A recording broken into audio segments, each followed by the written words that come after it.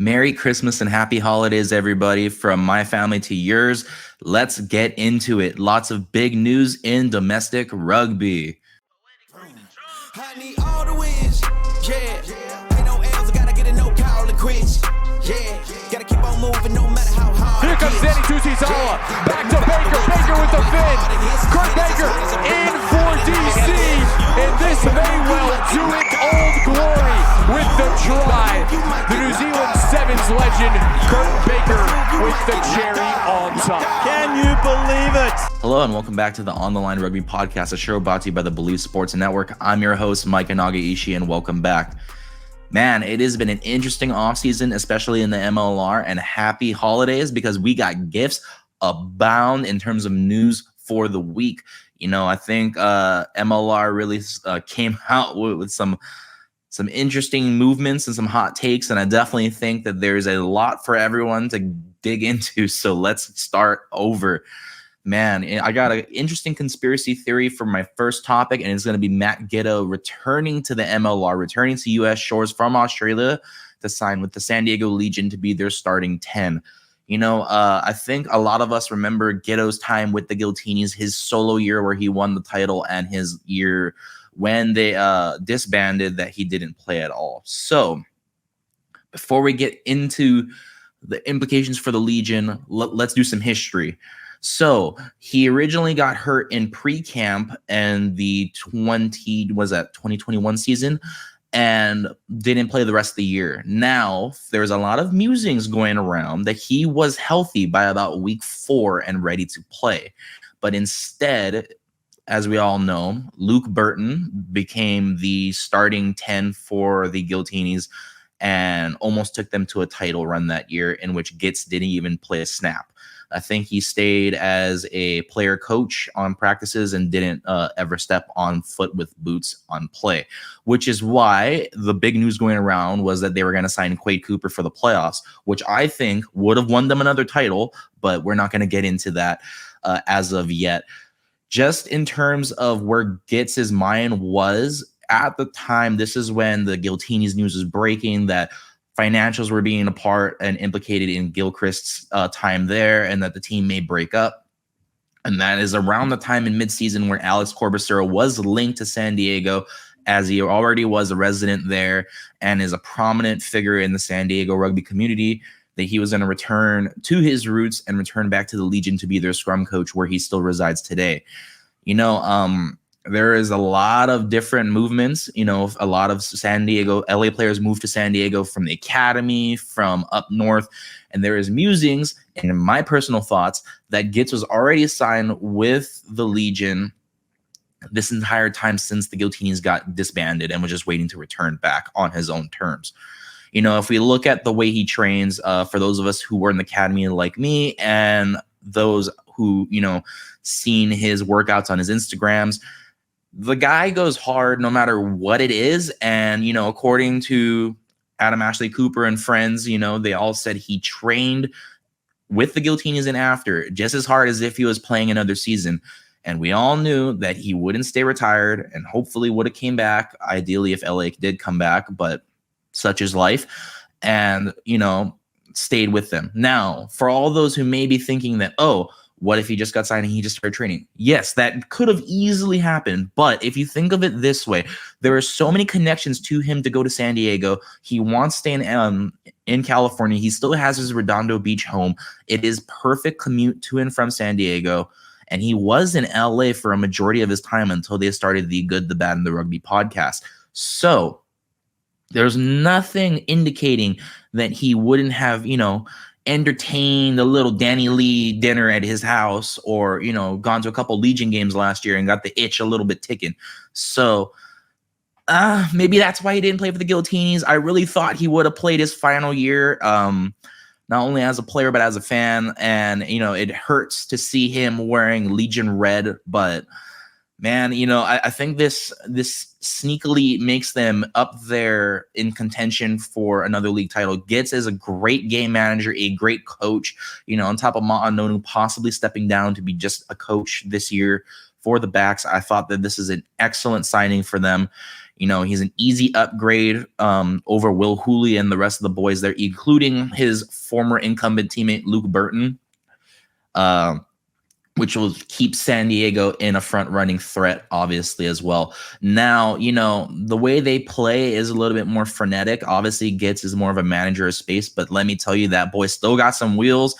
I think he could still beat at least half the league around the park. He's no joke, and no matter how he plays, he's gonna be a threat. We're gonna see him in the highlight reels again. Maybe not in the same vein as his finals versus Rugby ATL, but pretty damn close. And I wouldn't be surprised if he makes an easy impact early, as it's not only a space manager but as an effective ball carrying threat as well. I think this also opens the door for other former teenies who have not signed with another team and we're just kind of floating to kind of come to San Diego. He is a great leader. I think him and Swoops were easily the captains of that team when I was there, along with a couple of my teammates from Santa Monica. Shout out to the Dolphins, by the way, and my former coach signing with the American Raptors. Up, Staggy boy. Good to see you there, and can't wait to see you in Super Rugby. But he could easily recruit a bunch more players, especially from the academies, to come down and play. I think he has that kind of leader mindset, and I know he's going to be there full time. He loves California, and I can't wait to see what he can do, at least with pooling extra men onto the Legion pitch. San Diego, for better or for worse, has been a fixture in the San Diego community. They have brought up rugby in that area to the nth degree, and I can only see it really growing in that town. It is, I think, still a rugby town. I think they've past their love for the Chargers. So up the boys, upstate. It's going to be a great pipeline, and I think he'll be a great coach when all is said and done. As for what remains to be seen with Luke Burton and Lincoln McClutchy, man, I really just don't know. I really thought that Lincoln McClutchy was going to be their day one starter. I'm not sure if this is an indictment on him as to whether or not he can play, but you're not going to bring in Gitz off the couch for an assistant and to not play. I really think he's going to eclipse Luke Burton. That's easy, I think, in my opinion. Lincoln McClutchy, I think he could easily still remain the starter if Gitz decides to come off the bench. I doubt that'll be the case. I think Gitz is going to eclipse him as well. But in the long term, I think this is great for Lincoln McClutchy to really just learn from a world-class 10 how to play ball the right way. Everyone knows him on the field from his Wallabies, but off the field, he has a great work ethic. He is obviously, as I've talked about it, really a leader of men. And I think Lincoln McClutchy can learn a lot more things just outside of being his dynamic threat self in terms of where he could go long term. I still think they'll probably run a split if they're smart for most of the year to get some load management and some time off, and have Lincoln McClutchy finish most of the games, if not start in at least half. With a open division, I think it leaves a lot of openings for San Diego to kind of experiment with their lineup, and that could be an easy way to get both players minutes in time for playoffs. In terms of their neighbors in LA, we finally got their final roster for the year and where they're going to be playing. They're going to be playing at Dignity Health Sports Park, which I think is a huge downgrade from the LA Coliseum in terms of rugby relevance in LA. As I've always said, in LA, there are three things you have to do to get your sports team relevant. One, create good quality on-the-field product. Two, create good fan experiences. And three, make yourself in a prominent location. Everyone knows the Lakers at Staples. The Clippers used to play at Staples. Now they're moving to their stadium. I forget what it's called outside of SoFi Stadium. The Rams play at SoFi. USC plays at the Coliseum. UCLA plays at the Rose Bowl. Dodger Stadium, Angel Stadium. These are all iconic places filled with sports culture and pedigree. The Giltinis made a great move in moving to the Coliseum. Obviously being central to everyone's thought and mind, and the Coliseum being a great iconic place to hold a sports game. I'm not saying Dignity Health isn't a great thing. Now, I've been to a Galaxy game for my first real soccer match, and I was impressed, but it is still not what I would consider a top tier venue for sports entertainment in that sense. Yeah, for maybe the Galaxy in their small market, it would be perfect, but as a team that's new to town, you need to bring a splash, and you're not going to really do that over there. Perhaps they should have played, maybe if they wanted to stick with the soccer stadium, the LAFC and their buzz in BMO Stadium in Exposition Park. I thought that would be a perfect location, but oh well, I guess. Uh, I wasn't really impressed, if I'm being totally honest, with their roster. I think overall it has changed from their 2023 ATL roster, which kind of confirms most of the rumors that they were not able to either bring in them over or retain a lot of the talent that I expected them to do when they came to LA, which is why I'm assuming they had that huge fire sale for players going around. I wasn't exactly impressed with a couple of the draftees that I really highlighted as sleepers for the team getting moved around, specifically Matt Antisev and Nick Hartley. Nick Hartley is a 9. Yes, he can play wing, but I thought he brought a lot of Tate McDermott style of just playing flat to the line and being complementary to what ATL had going for them when they had Ruita Biddle and Terango Waitokia in terms of that flat playmaker movement. Yes, he can be an effect off the wing, but I think size aside, the guy can play, and he works best when he's flat on the line, getting close into contact. And you're obviously not going to be that when you're playing off the ball on the wing. So I feel like that is a waste of his appeal and his talents, making him very one-dimensional, kind of in that Will Jordan and Bowden Barrett regard, as I've already talked about in previous episodes. In terms of Matt Endisev moving to 10, I mean, yeah, he probably can play. He is normally I think a 12 and a 15, kind of like a Ruita Biddle. And I'm sure he can play in that first pivot motion, but I think that he would thrive more being the second receiver or a deep ball, kind of in that RTS vein when he was in league, playing with space, letting him manipulate defenders and charging with a full rate of speed. The man can distribute, but he made most of his highlights off of taking these long gliding strides. The guy is a natural runner. There are a few things that I would value in a player, especially in a back, other than the ability to glide. It doesn't matter how fast you are. It's the ability that does help though, but it's the ability to be a natural stride runner, to be that sneaky speed and conceal your motion. And Antisev has that in spades, and moving him to 10, where he probably will not be playing flat to the line and playing more as a distributing player would be, I think, contradictory to what his play style really matters in terms of where he can contribute on and off the field for them. I think it was just confusing, but I think I understand why when you look at their signings. They bring in Andrew Coe and Jordan Tate and Jason Emery, all from random Super Rugby teams like, the Sharks, and obviously for Andrew Crow and Jordan Tate, they come over from Rugby New York. They balled out. They have a lot of good things to bring to the table. Jordan Tate at 10 and 12. You bring in Andrew Coe to play that 15. I can kind of see why you wouldn't put Antisev in there if you want to have him have an immediate impact. I just don't understand why you wouldn't have him compete more for that spot at 15, where he can learn more from Andrew Coe. I'm not saying he can't learn from Jordan Tate. He can learn a lot, especially from his time in Seattle. But you're just, why? I don't get it. Like, you have a wealth of experience in all three positions, and you choose to just squander that. Whatever. I understand you want to put them in that starting spot, but it doesn't mean they can't have quality time off the bench.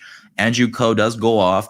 Jordan Tate definitely goes off. And from time to time, I don't get it. We'll see what happens on the field. Perhaps, they have some form of plan in mind for specifically for Antisev.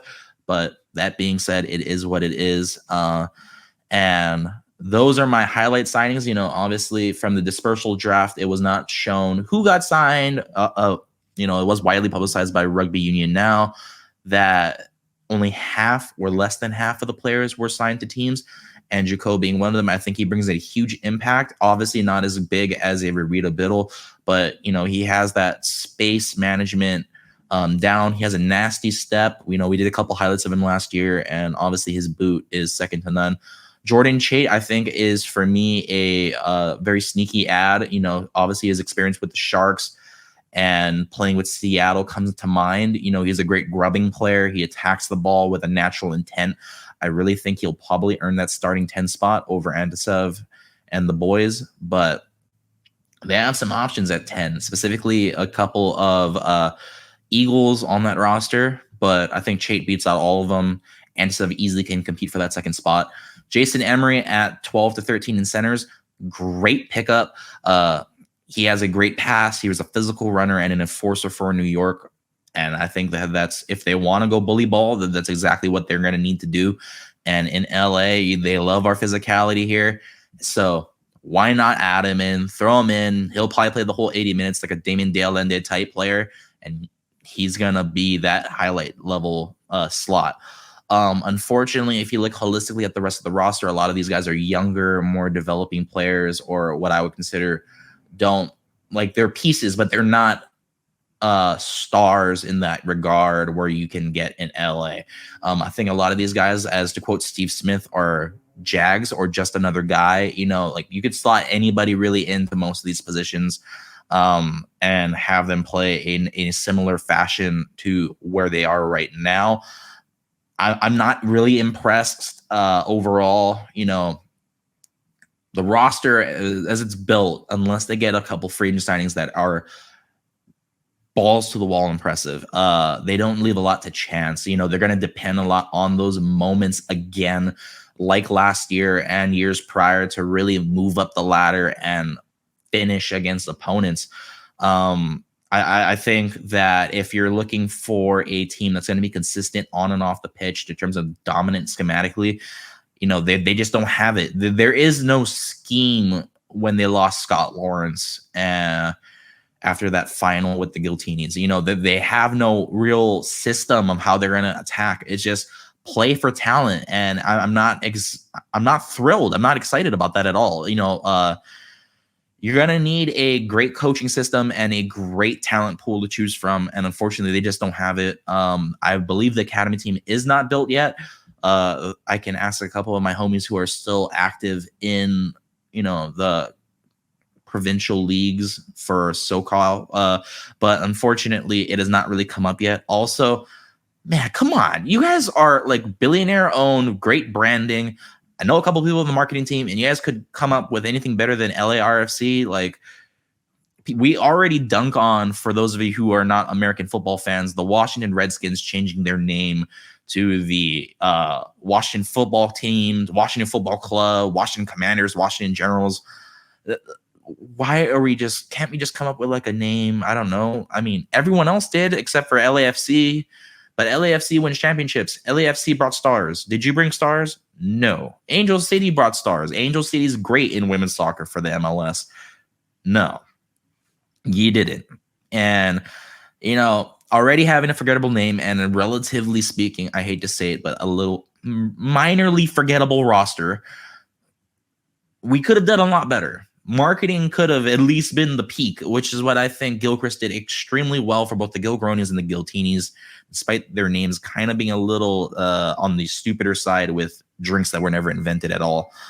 I think the gamble has not paid off at all. And, we've yet to see the product on the field, but given what I've seen already with ATL and the amount of players, the quality that they've lost this offseason, where they play, marketing, and how late everything has come out. I mean, Tony come out in Christmas is a bad deal. Everyone had their socials on point. They had their rosters on point, their social media, their season tickets, their marketing. Everything was set well in advance to this.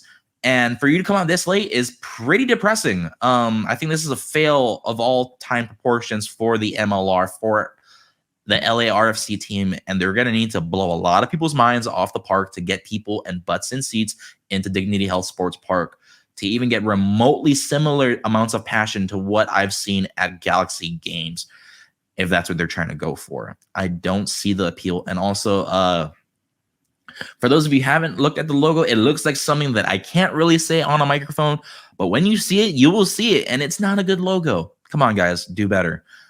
On the bright side for the MLR, props up to Mexico. They are getting finally an MLR franchise. I believe they're looking at 3 different markets, looking at Mexico City, TJ, and I believe they're looking at Guadalajara. I think those are great venues.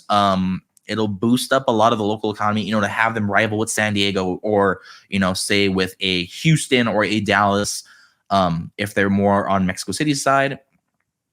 Brings a lot of emerging South American talent to the squads. Obviously, they do tour up here, and they already do the NFL games. I believe they do an MLB game. Don't quote me on that. But there's a prominent sports presence now growing in Mexico. And while no one listens to reason when it comes to moving franchises there and funding and player involvement, are players willing to move to Mexico? Or is this going to be an all native Latin American Chicano roster? Whatever it may be, is there going to be a dispersal draft? When is that going to happen? Where's the venue going to be at? If it was at Estadio Azteca, I think that's a great bump for relevance for the MLR. But we've yet to be seen whether or not that'll be the choice. As for my experience personally against Mexico, I personally played against them with the SoCal Griffins in my tour. We got to play against their U23 team. I thought they played extremely well. Obviously, this was going on 4 or 5 years ago. 5 years ago, coming up next year, and they played extremely well against us. I believe we kept them above the margins. They didn't really have a lot of big plays against us, but it finally came down to a drop kick in which we lost. But they have some promise, especially in the backfield. I think that's where they started the most. Forward pack wise, they were physical, but it was easy to kind of like out scheme them and kind of push them off once you got underneath skin wise. It's I'm sure they've grown a lot since then. Obviously, they have the prominence of Uruguay, of Argentina, of Chile, of Portugal, all the South American, Central American teams balling out. I hope to one day see more inclusion in that sense of obviously bringing in those South American teams into the U.S. instead of Super Rugby Americas. I think this is probably why they made that deal, to compete with Super Rugby America. While I don't necessarily agree with it wholeheartedly, I am glad for the advancement of my Chicano friends down south. And I think this is huge in terms of getting more players intrigued into the MLR, rugby more down south, and obviously bring the competitiveness up from Central America. But the USMLR, you will learn. You will learn. One day your money will dry up, and this will not be a good time. And all of us who are passionate about the game, who are fans of it, will realize that you spread yourself too thin and didn't do the right due diligence to really help not only your players, but fans grow the game and enjoy the experiences you've brought to us. And I do not think that this is the right move. As of right now, I think this should have been done later, but it is what it is. You can only hope for the best. Props up to Mexico. I'm glad to see you guys be the first pioneers to bring an MLR team in, but we have to move on. As for other more positive news, Dan Pryor has left the Legion to sign with Miami. I certainly see this as a gaping hole for the Legion set piece. Pryor's played lock. He's played loose forward. While he has given up some big plays, he has pushed for physicality. A lot of people remember him from his limited all-black career, especially in Super Rugby. He brings a lot of that juice still. He may not be the same player he was, 10 or 15 years ago, but he is still that boy when it comes to really setting the tone. And for San Diego, I really thought that he was a big part of their piece a lot of this year. He brings a lot of boomer bust attitude, and I think that's what people want. When you go to Miami and you see these Central and South American guys from Uruguay, from Chile, from all over, really, Argentinians, the Los Pumas coming in, they bring a lot of physicality. Dan Pryor fits in perfectly. He's a great leader. He brings a lot of test experience. Obviously, I think he'll be more off the bench probably compared to these South American players, but perhaps he can crack the starting lineup. And, he can really enforce his will on that pitch. I think this allows him to be more downhill. I know the kind of attitude they're going to bring, and this fits perfectly into his standpoint. He's a perfect finisher. I think this moves up LA a little bit in my power rankings. As for the new power rankings, I have to redo them, obviously, because of the open division, no conference status. And we'll just start from the bottom and work our way up. I have to have LA in last. Dallas surprised me a lot last year, and I think they're only going to grow from it this year, especially with some of their signings that they brought in.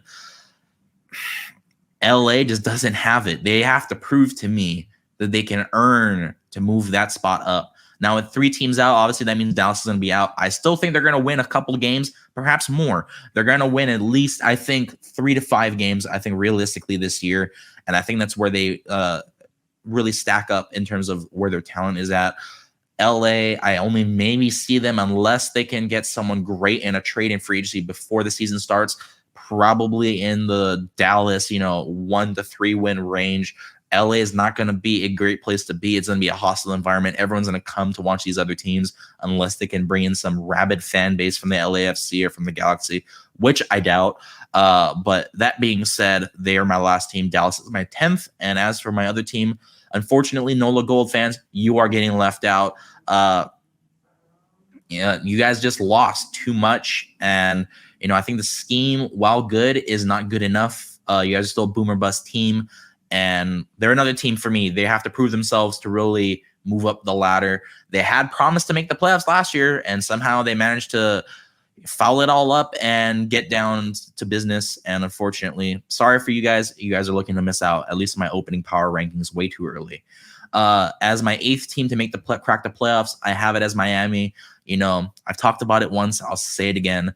When you bring in that physical South American, Central American talent, you bring in guys like Dan Pryor, you bring in physicality, and you bring in that downhill mindset. I thrive on it. I think the American mindset wants more physicality, and that's what they bring. They're a Houston on crack. And I think they will bring in a lot of not only test expertise, but a lot of unnatural levels of downhill physicality. Yes, their games may not be quote unquote electrifying, but they'll stop teams in their tracks. They'll play that bully slow ball, and they will enforce their will on the pitch. They're my 8th team. A little surprising, though, I do have San Diego as my 7th team. I have them in that wild card spot, just because all the things I've seen last year. Do they pass the eye test? Yes, still. I think with Git signing, with Lincoln McClutchy signing, and all the other signings that they've brought in this offseason, they're reloading and ready to come back for a final. But I think they've capitalized on a lot of things this year. They capitalize on explosive plays from Nate Osberger and company. They capitalize on a lot of things going wrong for Seattle and Houston. Seattle with their injuries to Rieker, Hatting, and friends. You have Houston, basically choking the playoffs twice and 2 games easily, and Chicago blowing easy leads and losing there. If those did get overturned and reversed, I thought San Diego didn't deserve to be anything more than a wild card team. And then it would be a toss-up with Utah. And we all know what happened when Chicago knocked out Utah. So I think San Diego is going to be another team. They're going to have to earn it for me. They lost a lot of players in terms of that physical approach, and they're leaning very hard into this effective electric attack. But I think this will be the year that we see them transform themselves off of playing hands down the line, quick offloads, and just wide ball. They're going to have to without Nate Osberger and friends. And I think especially if Gitz becomes more of a player coach, and obviously Ma'anonu still contemplating whether or not he's going to come back. That is going to be huge tilting points as to where their point of focus will be, and all the other teams' focus is going to be as to how they're going to evolve. So yet to be seen. They have some room to move. We'll see what happens. Utah, I have as my 6th seed. What can I say that hasn't been said about Utah? Their draft was amazing. They still develop great players. The Warrior pipeline is still next to them in New York. Not New York, New England, the best in most of the MLR. You could argue Seattle is up there as well. Their ability to develop talent from a young age is superb, and their community engrossment is amazing. Zion's Bank is still a nasty place to be for opposing teams and definitely for rival fans. Because let me tell you, those Warriors, those Mormons in Utah, they get down and they get serious about their footy. In terms of where they bring, obviously with the losses of Paul Lasike last year, they lost a little bit of their way. I don't see them doing that again. I see them with that explosive bully ball that I love to watch. The Warriors, despite being rivals, will be up there in contention for that 6th seed. I fortunately had them tossed up between them and Chicago, but I think Chicago, while I could argue they're a top 3 roster in the MLR, I think they have a lot of room to grow and to really prove to me where they need to be as not only a fan, but a former player at that. They brought in a lot of good signings that I thought were great. Obviously re-signing Patty Ryan. They got Nate Osberger. They got a whole mess of great talent coming back and getting signed for the dispersal draft.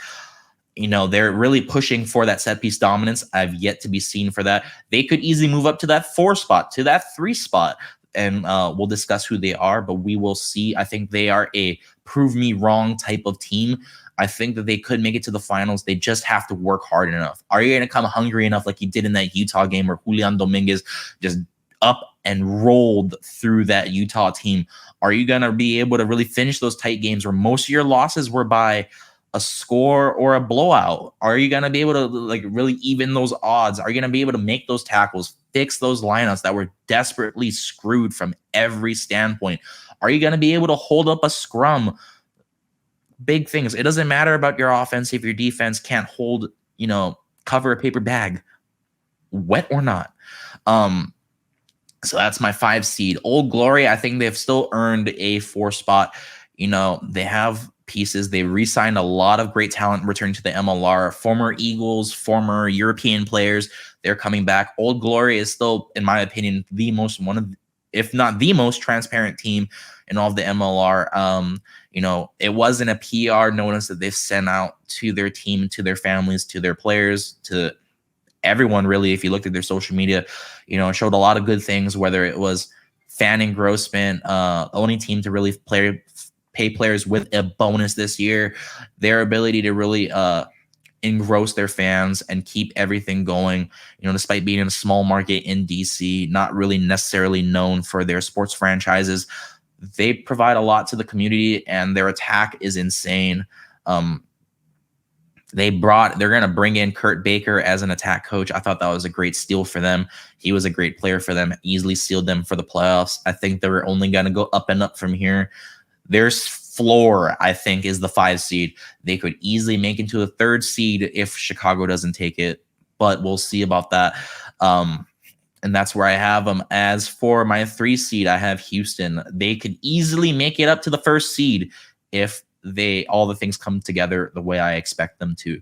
They had a couple losses here and there, not necessarily the most, I would say, what's the word? Downgrading losses. They did lose Danny Barrett to retirement. They lost Nick Boyer to San Diego, but they're reloading basically. As long as they can clean up the games that they lost by negative points to, in that single 2-digit tries, they have, especially against that's like Seattle for last year, for instance, or San Diego, they can easily be a 1st seed. They play the ball kind of style that I like. I'm sure a lot of fans like. Physical South African, push the ball forward. Pote Human is still a great coach, in my opinion, and I think he will be the coach of the year next year if they go far. Expect them to be in the finals. Their floor will probably be that 3 to 4 seed in the MLR. As for my 1st and 2nd, I think this is a toss-up personally, just in terms of consistency alone and the way they attack. I thought Seattle deserved the 1st seed originally when I first did this draft this morning, but despite the signings they have, I think they leave a lot on the table in terms of their forward attack. But their player development is by far some of, if not the best in the MLR, arguably up there. And with that San Diego, with that New England, Old Glory, and those boys, and especially with Houston as well. But New England just obviously has a better attack. I think they have a better defense than the Seawall, no matter who's on the field. And I think that their coaching staff and their attack is going to be what's going to propel them into that finals race again to repeat as champions. They just have too much. And what can I say? They're loaded. They take that Patriot lineage and that Patriot culture seriously up there in Boston, and they're going to ball out. So if they don't at least retake a 2nd seed, I think it's a disappointment for them. But that's going to be it for me this week, guys. Thank you for tuning in. Again, happy holidays from all of us here and from my family to yours. And can't wait to see you after the new year. Peace.